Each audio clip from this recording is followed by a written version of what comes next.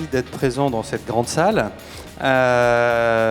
Pour donc la troisième revue de projet C'est Positif dans le cadre de Cities to Be, après la Tour Saint-Gobain hier, l'école de Bouvron ce matin et donc maintenant restructuration de l'aéroport de La Réunion.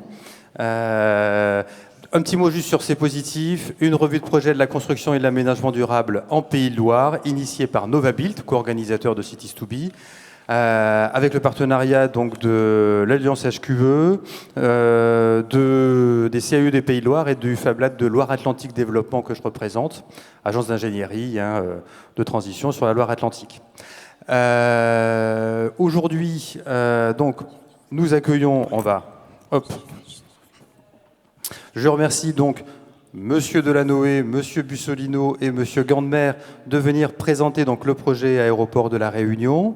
Le principe de la revue de projet C'est Positif, normalement, c'est une présentation, des experts et toute une salle qui challenge le projet, avec un vote à la fin. Là, on simplifie, on va faire poser des questions, et si on a le temps, mais les délais sont courts, une ou deux questions de la salle. Je vous propose donc de commencer immédiatement, et puis vous avez pris la manette. Non, ça c'est le micro. Voilà, elle était cachée. Donc on va avancer. Juste un petit mot pour dire, donc voilà donc, les intervenants. Monsieur Delanoë, donc directeur technique de l'aéroport, donc maître d'ouvrage. Monsieur Bussolino, donc pour l'ingénierie, AIA. Et puis Monsieur Gandmer, consultant scientifique sur Gandmer. Voilà, c'est ça. sur la question notamment de la ventilation naturelle, un sujet particulièrement important sur ce projet. Juste un mot pour dire que C'est Positif, c'est de regarder le développement durable sous tous les aspects à partir du référentiel HQE. Donc en quoi ça peut être un frein, mais ça peut être aussi une opportunité de solution à différentes échelles. Je vous repasse la parole immédiatement et bonne présentation. Je vous remercie. Alors, c'est pas moi ça.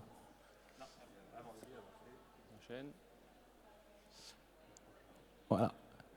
Bonjour à tous, messieurs, dames, merci de votre accueil, merci beaucoup. Nous avons été invités également par l'ADEME que je tiens à saluer, monsieur Jonathan Louis et monsieur Fabien Pic-Girard.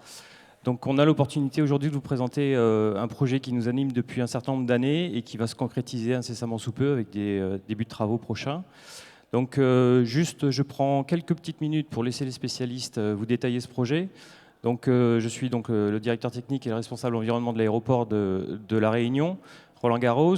On évolue dans un contexte particulier. Antoine nous en a parlé tout à l'heure. Donc chaud et humide. L'aéroport a développé donc une stratégie environnementale assez forte depuis maintenant 7 ans. Nous sommes à la concrétisation de toutes ces ambitions. Donc nous sommes accompagnés principalement et énormément par l'ADEME Réunion, à travers le programme Prébat, qui a donc été tropicalisé pour La Réunion et dont nous nous servons et nous appuyons pour la conception de ce bâtiment qu'on va vous présenter. Donc la conception bioclimatique d'une aérogare, c'est une première, une aérogare internationale en milieu tropical humide qui, comme on va le voir... Donc rapidement le contexte, donc l'aéroport aujourd'hui c'est 2,4 millions de passagers. Donc nous sommes le 10e aéroport de France et nous sommes le premier aéroport des DOM-TOM en nombre de passagers. Nos prévisions de trafic nous amènent à 3,2 millions de passagers pour l'horizon 2025. Nous sommes actuellement dans une phase d'investissement assez considérable pour notre entreprise, à savoir à peu près 200 millions d'euros sur 2017-2022. Donc l'objectif est d'améliorer la qualité des standards internationaux pour nos passagers, nos clients, augmenter l'offre de commerce et de services.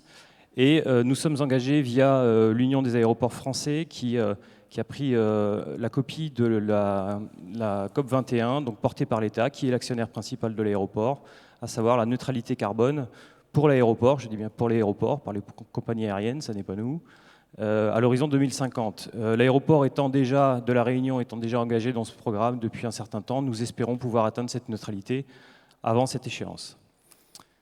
Donc très rapidement, de cette ambition environnementale, on a traduit simplement quatre exemples. Évidemment, le plan d'action est bien plus épais, avec un banc d'essai qui a été réalisé avec M. Jacques Gandmer ici présent, ainsi que les laboratoires Eiffel, pour une modélisation de l'aérogare existante, le hall public, qui était inconfortable, il faisait très chaud et humide. La mission, c'était d'essayer d'améliorer ce confort. Donc avec une modélisation, nous avons ouvert les fenêtres, nous avons évacué l'air chaud et nous avons brassé l'air avec un coût d'investissement extrêmement limité vis-à-vis en comparaison de la climatisation.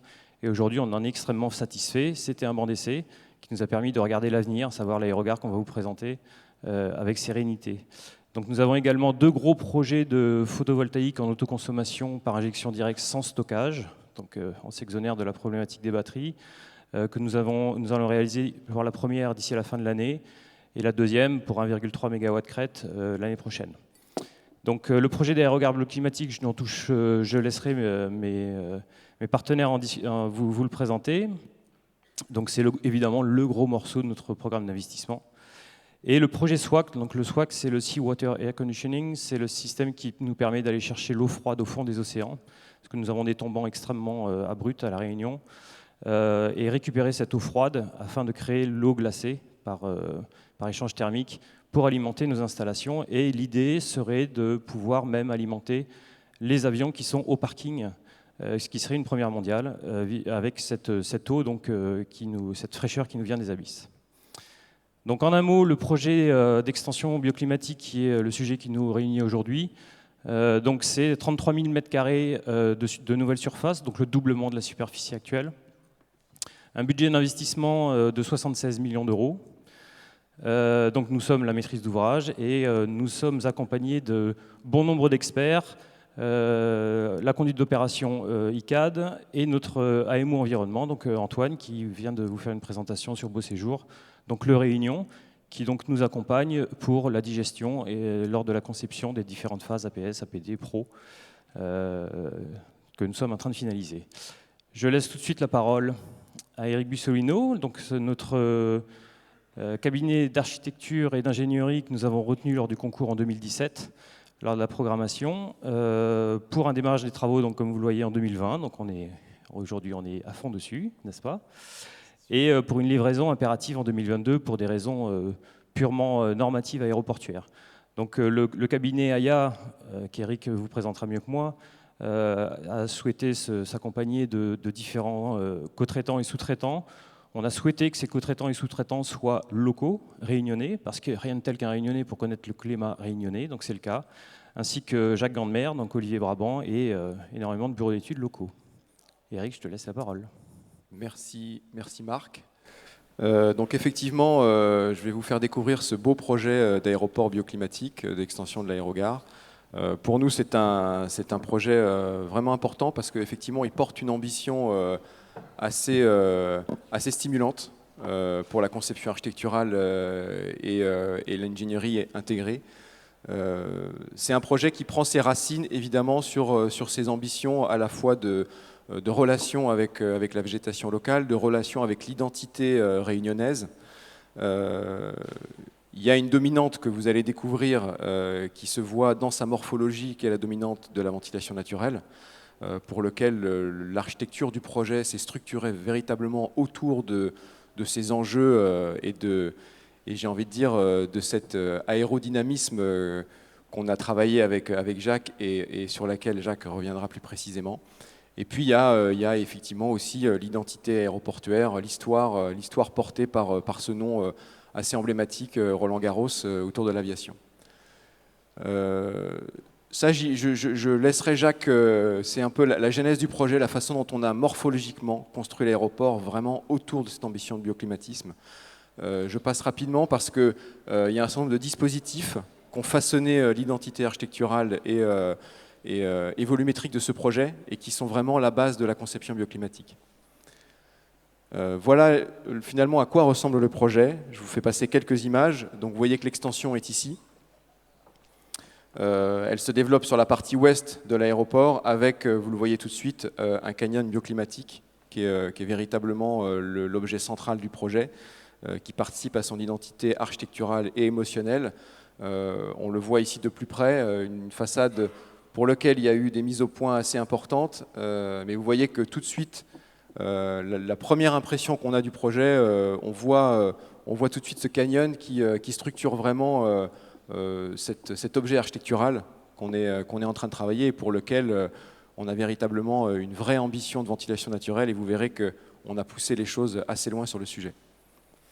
Là, vous voyez une perspective de l'intérieur de l'aérogare, avec encore une fois cette identité forte autour de ce canyon bioclimatique, que finalement les passagers découvriront et qui participeront aussi fortement à l'identité, au ressenti de l'identité réunionnaise quand les passagers vont arriver sur l'aérogare. Il y a une dimension qui est importante, qu'on verra aussi un peu plus précisément, c'est la dimension du végétal, très présente sur le projet, pour lequel il y a un concept vraiment de réinvestissement, j'ai envie de dire, du végétal sur le projet et sur l'ensemble du parvis de l'aéroport. Alors, assez rapidement, en termes d'usage, c'est un projet qui se développe sur 3 niveaux. Vous avez ici le niveau qu'on appelle niveau 0, qui est la zone de tri-bagages, assez classique sur un aéroport. Donc vous voyez ici l'extension ouest et sur cette partie-là. Ça, c'est la partie existante, et là, vous avez la partie extension ouest. Donc ça, c'est la modélisation des flux de tri-bagages. Vous avez au niveau 1 ce qu'on appelle la salle d'arrivée. Donc là, vous récupérez les bagages une fois que vous êtes descendu de votre avion.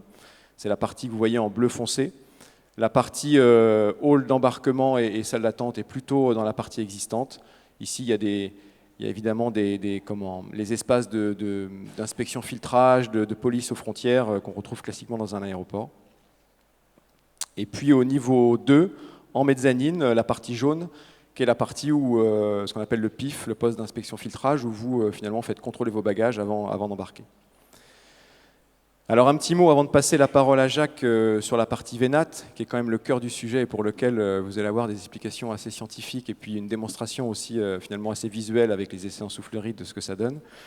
Évidemment un petit mot de tout le reste parce que évidemment la ventilation naturelle c'est le cœur du sujet, mais il y a un certain nombre de sujets aussi qui sont induits et qui participent justement à cette envie de façonner un environnement confortable pour l'ensemble de nos passagers qui vont arriver dans cet aérogare, donc la notion de confort.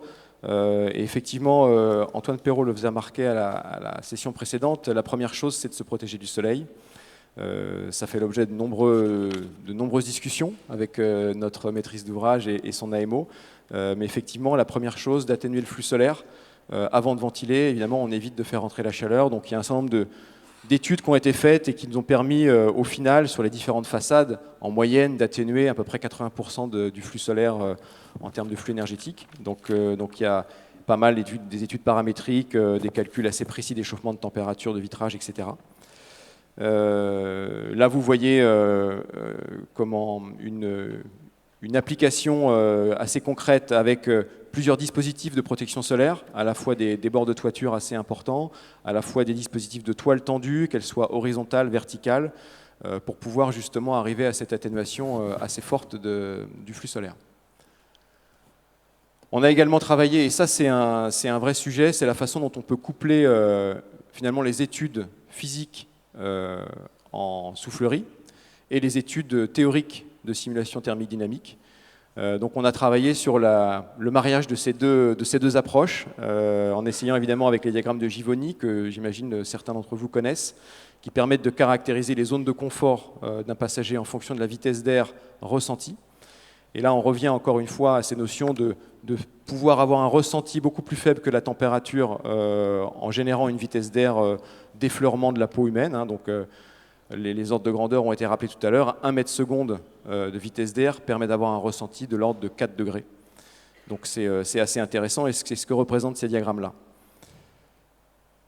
Alors sur la partie paysage, il y a un concept qui est assez intéressant, c'est celui quelque part de recréer la liaison et de faire en sorte que l'aéroport qui est au bord de la mer puisse créer la liaison paysagère entre la montagne qu'on voit tout de suite en arrivant et la mer qui est la côte. Donc l'idée c'est vraiment de faire rentrer le paysage à l'intérieur de l'aérogare. Donc il y a un concept paysager qui est assez fort, qui se décline sur différentes parties. Vous voyez que là il y a 4 zones sur lesquelles on a des concepts assez importants. Évidemment le paysage, il y a une biodiversité qui est forte. Le paysage participe aussi à la gestion de l'eau, avec des bassins de rétention et où on a essayé d'avoir un maximum de bassins ouverts, donc avec des rivières sèches qui se chargent en pluie au moment des fortes pluies, et avec des stratégies de gestion des pluies qui sont aussi différentes en fonction de l'occurrence et de l'intensité des pluies. Donc toute cette stratégie nous permet évidemment de façonner ces différents espaces avec des fortes déclivités par endroits. Donc c'est vraiment j'ai envie de dire une réflexion assez forte sur l'impact du végétal, y compris dans sa dimension de dépollution et de phytorémédiation. Du bois, pas mal dans le projet. Vous avez vu que le canyon, qu'on appelle le canyon climatique, était un élément en bois. Donc on a une forte quantité de bois, 52 décimètres cubes par mètre carré, qui est assez importante. On a réalisé aussi sur ce projet une ACV. Même si l'ACV aujourd'hui, il y a des projets de recherche, on ne peut pas transposer la méthode de plus C- directement sur la Réunion, hein, puisque les FDES ne prennent pas forcément en compte le transport jusqu'à la Réunion. Donc on a essayé de faire une approche quand même multilo sur ce sujet et de s'intégrer dans un programme de recherche par ailleurs qui est géré et qu'on anime aussi. Sur la partie énergétique, on a fait plusieurs simulations. Évidemment, il a fallu aussi convaincre que le dispositif architectural permettait, et y compris au niveau des actionnaires de l'aéroport, permettait de générer des économies. Donc c'est toujours compliqué parce que, en fait, un projet, son identité et son architecture, c'est difficile de faire sans, c'est-à-dire vous voyez bien que le canyon c'est vraiment une partie intégrante du projet et donc c'est compliqué, mais on a quand même réussi à simuler le bâtiment sans la ventilation naturelle. On a des ordres de grandeur de 40% d'économie d'énergie, avec une approche évidemment de l'énergie sensible et sur la partie latente qui est très importante dans ces climats-là, puisqu'on a des taux d'hygrométrie qui sont extrêmement forts. Il vous reste quelques minutes. Je passe alors assez rapidement sur l'approche coût global. Les parties prenantes, je passe. Juste pour vous dire qu'il y a un travail aussi assez important qui a été fait sur l'entretien du bâti, l'accessibilité. Finalement, des enveloppes comme ça assez complexes génèrent potentiellement des difficultés d'accès, notamment dans le canyon. Donc il y a tout un travail, et là on est plutôt sur la dimension management responsable, donc entretien, pérennité de la performance. Il y a effectivement des documents qui ont été faits assez précis sur la façon dont on intervenait sur les différents éléments de la façade, comment est-ce qu'on les change, comment est-ce qu'on les nettoie, et comment est-ce qu'on intervient en cas d'avarie. Je laisse la place maintenant à mon ami Jacques qui va vous expliquer les principes de ventilation naturelle un peu plus en détail. Merci. Ils m'ont foutu une pression pas possible et ils me donnent 8 minutes pour faire la synthèse. Pas bien facile cette affaire-là. Il y a des aérodynamiciens, des climatologues dans la salle, j'en vois au moins un. Donc, on va parler de ventilation naturelle. Alors, quelques petites notions de rappel. On a bien compris que l'enjeu de la ventilation naturelle, c'était de gratter 4 à 5 degrés en jouant sur les échanges entre la peau, le corps et l'ambiance extérieure. La zone de confort du métabolisme humain, avec la respiration, l'évaporation, le rythme cardiaque, la vascularisation, sa zone de confort où la pompe humaine ou la machine humaine marche, c'est entre 19 et 28 degrés. Donc, toute l'idée, c'est de garder de manière naturelle, dans cette gamme dite de confort de l'individu, parce qu'au-dessus, il est un peu chaud, en dessous, il est un peu froid, de conserver, de ramener l'ambiance climatique et ses échanges extérieurs dans cette gamme de confort. Il a été dit que la conception bioclimatique était à la fois une conception thermique à la genèse pour éviter les surcharges intérieures et qu'on allait trouver un certain nombre d'architectures, de dispositifs, d'aérodynamisme qui vont développer justement ces courants d'irrigation traversants ou autres. Comment ça marche? Le vent est un écoulement par essence turbulent, instationnaire, tridimensionnel, qui varie instantanément de plus ou moins 30 degrés et qui va, lorsqu'il va rencontrer un obstacle, produire un champ de pression, on va dire un espèce de coussin en surpression au vent, décollé latéralement et au niveau du faîtage pour traduire des zones dépressionnaires. Autrement dit, le moteur de la ventilation naturelle, ce n'est pas le fait d'avoir une ouverture et le vent, qui est un gros fainéant, va pas rentrer pour savoir s'il peut sortir. Non, il contourne l'obstacle et crée autour de cet obstacle un champ de pression assurant des différences de zone. Toute l'aérolique interne et l'astuce, c'est de créer des zones d'équilibrage, c'est-à-dire de relations entre des zones de pression différentes qui vont créer cette dynamique intérieure. Hein, je dis bien, ce n'est pas un engainement des flux, c'est ce champ de pression moteur qui va gérer complètement l'irrigation interne. Ceci suppose qu'on développe au niveau de cette forme des formes qui privilégient le maximum de différence, et en l'occurrence, pourquoi aller chercher notamment en fêtage des choses? Tout simplement parce que le vent croît avec la hauteur et induit une dépression maximum au niveau de ce décrochement, de cette tridimensionnalité de décrochement au niveau du fêtage. D'où une stratégie profonde qui consiste à dire on va aller utiliser cette potentialité-là, pour extraire au maximum les flux d'extraction. Je vais y revenir dans le détail au niveau de l'aérolique. Alors maintenant, juste le concept. Alors, on va travailler au niveau de cette architecture, au niveau de l'objet, on va travailler la différence maximum potentielle des champs de pression autour de cette forme.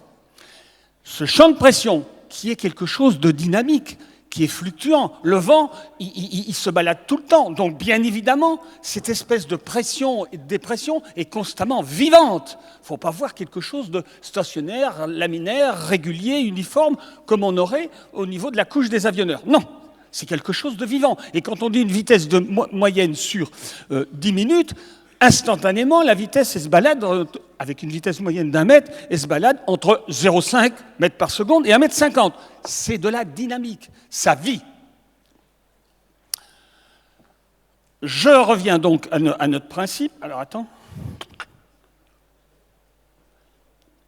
Le champ de pression, ce champ vivant-là, il est fonction de la géométrie de l'obstacle, il est fonction de l'incidence du vent, et il est fonction de son interaction permanente avec l'environnement immédiat.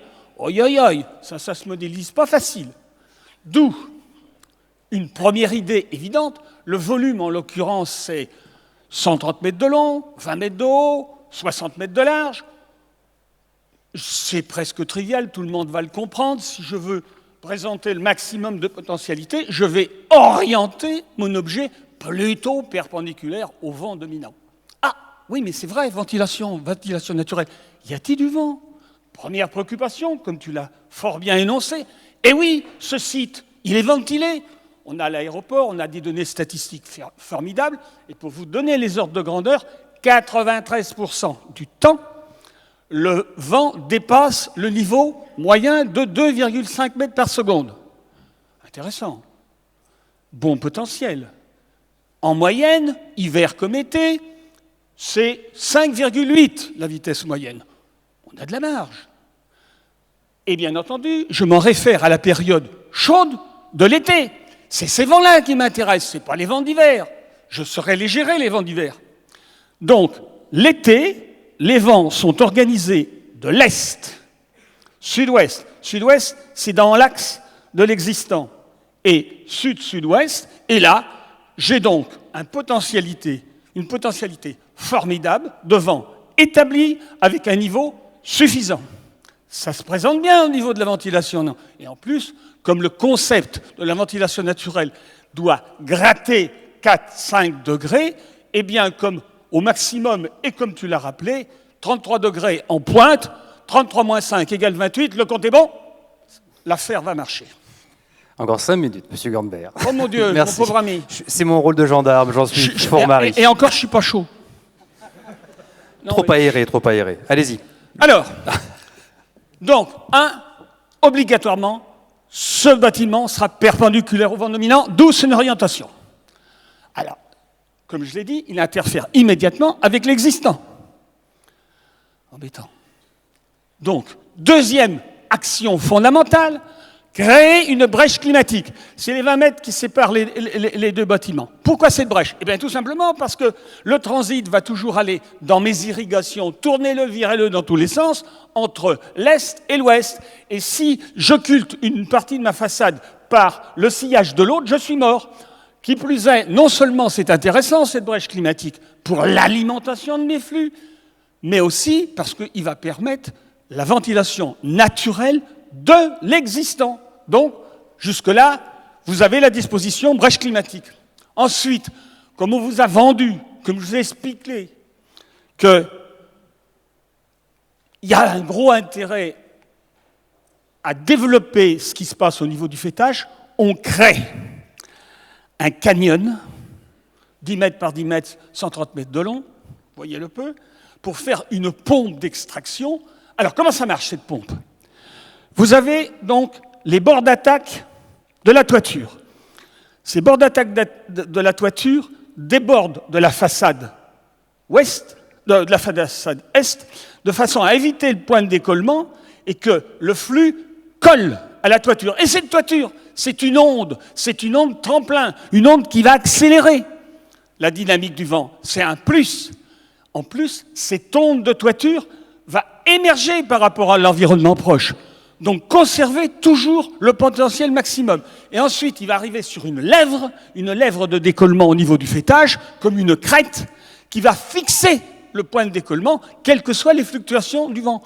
Formidable. Cette brèche, ce canal climatique, non seulement on ne le met pas au centre, mais on va le mettre 2 tiers, 1 tiers, de façon à ce que non seulement cette extraction de l'Est vers l'Ouest passe par le plafond, mais aussi transite par la façade Ouest. En gros, ça, c'est les grands principes.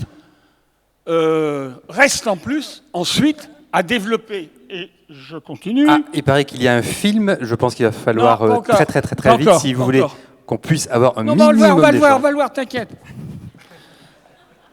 On fait l'aérolique intérieure. C'est pas le tout d'avoir une potentialité formidable. Eh ouais, mais seulement si les perméabilités, l'organisation fluide interne ne jouent pas, ça sert à rien. S'il y a des cloisons, des changements, si vous déventez une zone intérieure alors qu'il faut irriguer tout ça de manière homogène, toujours pour avoir les gammes qui nous intéressent, ça ne marchera pas. Donc, vous avez là le schéma que je viens de vous commenter à toute pompe, avec une nuance, l'acoustique. Mon Dieu, l'acoustique, que c'est difficile, c'est pas compatible avec la ventilation naturelle. Et pourtant, donc, dans la moitié nord de l'aéroport, on a été obligé d'occulter, j'entends aéroliquement parlant, les façades ouest, de façon à ce que l'acoustique ne perturbe pas. Et on a été obligé de créer une fente complémentaire que vous voyez, c'est le schéma du haut, mais on s'en tire. Tout ça, c'est des principes, et après, il faut les passer. Il faut les qualifier de manière quantitative, en termes de champ de vitesse sur toutes les zones qui nous intéressent, en termes d'irrigation des zones de vie, et de taux de renouvellement d'air. On va faire le film. Merci Jacques, merci. Non, j'ai pas fini. Je propose pour ceux qui veulent continuer avec M. Gandemer de poursuivre tout à l'heure à 10h15 à la fin de la séance. Un canyon central, irrigué par les alizés, joue le rôle de puits dépressionnaire pour créer une irrigation des volumes intérieurs des niveaux 1 et 2. Au rez-de-chaussée, les ouvertures des façades est et ouest permettent une ventilation traversante des espaces du tribagage. Pour valider ce concept, qui est une première mondiale, des essais ont été réalisés à la soufflerie Jules Verne de Nantes sur une maquette au 150e.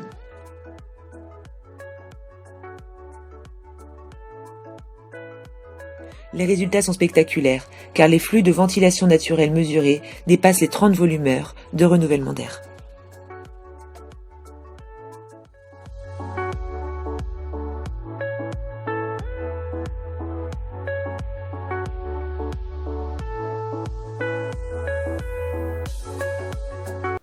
Deux mots, je termine. C'est pas parce qu'on est intelligent que ça marche. qu'on a des taux de renouvellement d'air qui sont de l'ordre de 50, 60, je pense au PIF, au PAF, hein, et à la salle de récupération bagages, qu'il ne faut pas le gérer. Il faut gérer cette ventilation, c'est-à-dire qu'en fonction de la présence de précipitations, de vents qui sont forts ou trop faibles, eh bien, on aura un système automatique qui suit de manière simple, en termes de température et de niveau de vitesse, la manière dont les écoutilles, les ouïes, les ventelles vont être pilotées, fermées, et en l'occurrence, on limitera ce système pour ne pas faire des usines à gaz, ou plutôt des usines à vent, sur la façade est. Et le compte sera bon, y compris le petit coup de pouce, puisqu'on a de la décharge thermique, des brasseurs d'air qui nous permettront d'avoir aussi, dans certains cas, la dynamique d'échange recherchée. Je suis désolé d'avoir été long. Merci.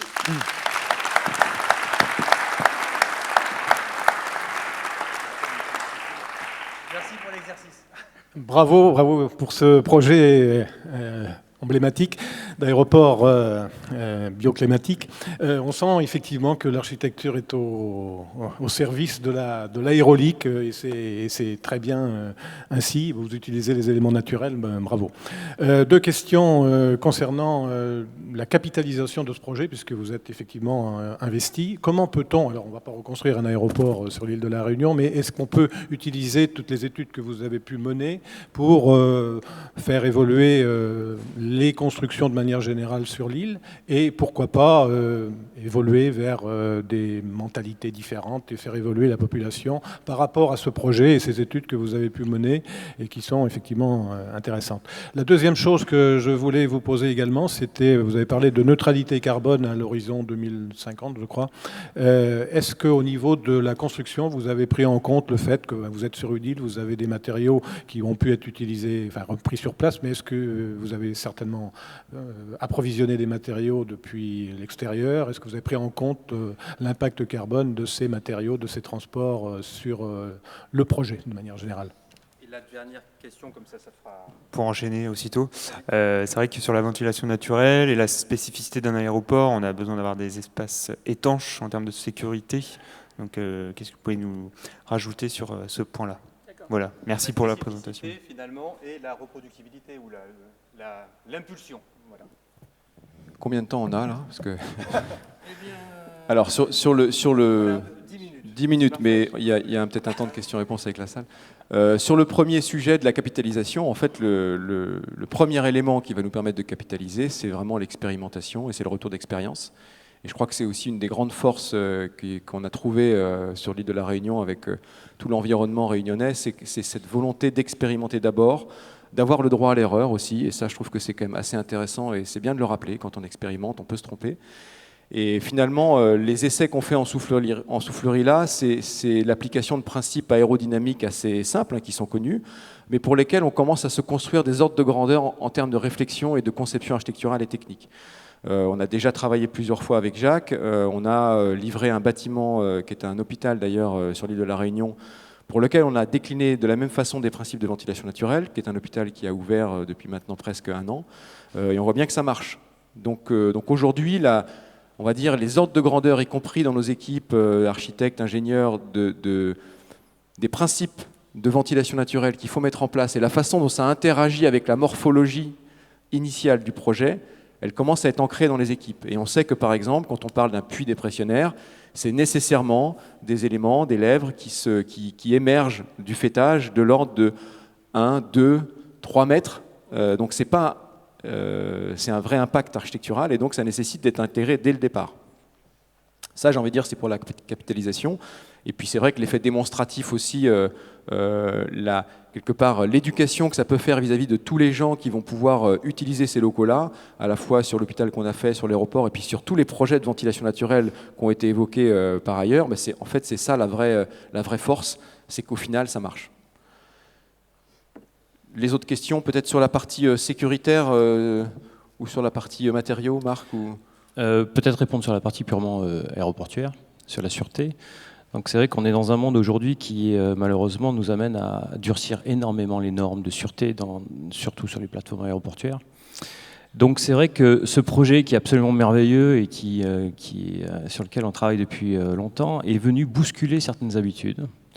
Donc notre autorité de tutelle, la DGAC, donc l'aviation aérienne, a été au début un petit peu surprise, évidemment.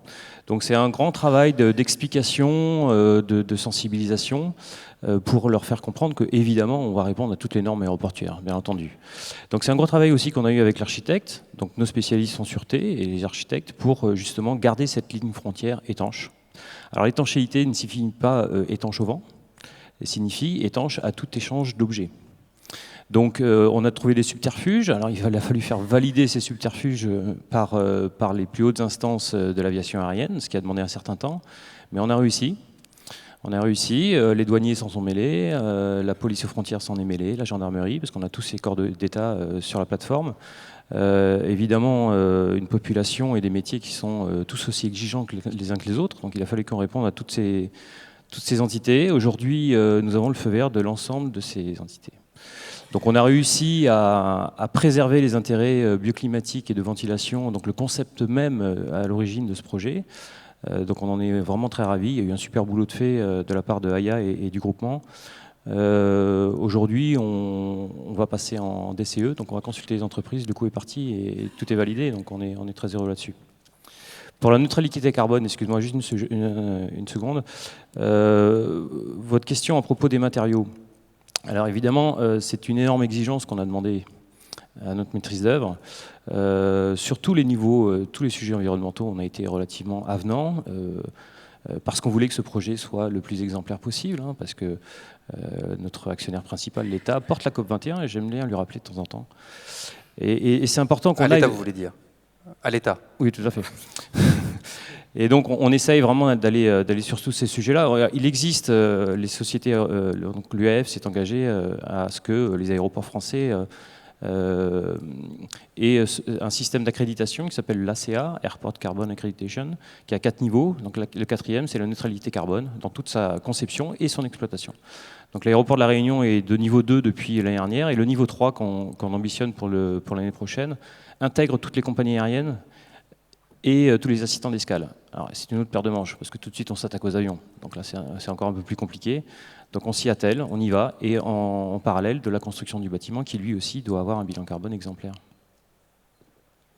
Oui, juste pour compléter, c'est une chaîne cohérente aérodynamique. Moi, évidemment, en tant qu'aérodynamicien, c'est la galère, moi, de me mettre des écrans, des grilles, des machins et des trucs. Donc, on a mis au point des grillages aérodynamiques à perte de charge réduit minimum, de façon à gratter pascal par pascal pour que ces freins aéroliques ne cassent pas tout le scénario formidable de la dentelle aérodynamique qu'on a pu travailler par ailleurs. C'est exactement la même chose pour les ventelles. Ce n'est pas n'importe quelle ventelle. Elles sont aérodynamiques aussi virtuelles que possible. Et le jour même où encore la ventelle sera associée à la pluie fouettante, c'est-à-dire au vent, là encore, on ira étalonner, mais à l'échelle vraie grandeur, les angles qu'il faut pour pincer suffisamment les écoulements pour éviter les entrées d'eau, tout en autorisant des flux intérieurs suffisants à la ventilation naturelle. Le rapport concepteur-usager, la confiance dans l'expertise, de la maîtrise d'ouvrage, la persuasion auprès des normatifs finalement. Hein, voilà pas mal d'ingrédients qui avaient été évoqués dès hier matin. On a le temps peut-être pour une ou deux questions dans la salle. Madame, juste au-dessus, voilà, avec le chemisier jaune. Non, remontez. Merci beaucoup. Merci. Bonjour, Isabelle Gorguillier, l'Adréal, Bretagne. Peut-être j'ai pas bien vu sur la slide, j'ai vu 3000 m² de ventelle dont vous parliez là, motorisée. Peut-on toujours parler de ventilation naturelle avec ça? Et c'est quoi l'électricité qui fait fonctionner ces moteurs? Enfin, voilà, si vous pouviez préciser. Alors effectivement, il y a 3000 m² de ventelle, ce qui représente presque 1500 châssis, donc c'est effectivement très important. La question de la motorisation, elle se pose, évidemment. Maintenant, ce qu'il faut mesurer, c'est la fréquence à laquelle les ventelles vont être bougées dans leur position, quoi. En réalité, la motorisation, elle n'est pas utilisée forcément tous les jours. Les ventelles sont plutôt tout le temps ouvertes. Et on essaye de les fermer, soit dans une disposition évidemment de climat extrême ou de schéma de maintenance, etc., ou pour limiter la perte de charge dans des cas de figure bien particuliers. Mais en fonctionnement normal, les ventelles sont ouvertes et elles peuvent rester ouvertes un certain temps. Donc c'est pas tous les jours où il y a des décalages. Et puis parallèlement, il y a du photovoltaïque aussi, mais...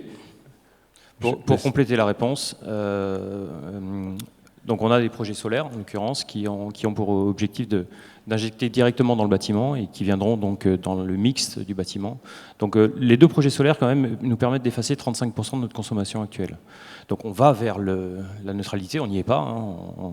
Le SWAC derrière pourrait nous amener 50% de plus, donc c'est quand même pas négligeable parce que aujourd'hui la majeure partie de notre énergie est consommée pour faire du froid dans la partie climatisée existante. Donc là-dessus, on y va. Pour compléter sur la partie des ventelles, l'aérogare existante a été bioclimatisée dans un bâtiment qui n'était pas prévu pour, donc quasiment plus complexe. On a mis des ventelles. Aujourd'hui, ces ventelles, on les bouge. En tant que responsable du service maintenance, ce qui m'inquiète, c'est qu'ils ne bougent pas assez. Parce que ça se grippe et ça marche mal. Donc il faut qu'on les fasse bouger de temps en temps. En réalité, on se rend compte qu'on a quand même une saisonnalité. On n'a pas de printemps et d'automne, mais on régule surtout par période de 3 mois quasiment. Donc là, le hall public que je vous ai montré tout à l'heure est en mode bioclimatique que depuis 1 an et demi. Donc on apprend notre bâtiment, on apprend comment il fonctionne et on s'adapte à lui. Et tout ça est sur GTC, donc gestion technique centralisée, automatisée. Mais il y a toujours l'homme qui vient intervenir en disant là il fait trop froid, il fait trop chaud. Et donc on régule vraiment en permanence. Et c'est pas vraiment un problème ces ventelles. Ben, je vous remercie beaucoup. Alors malheureusement, on va devoir laisser la place au projet suivant. Pierre-Yves. Voilà. Donc je vous remercie vraiment tous Si vous avez une question, n'hésitez pas à revenir ensuite pour poser la question à l'extérieur aux intervenants. Merci beaucoup. Donc merci à tous nos intervenants. Merci aux experts, M. Gandmel, Bussolino et Delano. Et le prochain rendez-vous, c'est positif, en Pays de Loire, c'est à Nantes le 15 octobre. Construction et aménagement durable, ce sera sur la notion d'infrastructure.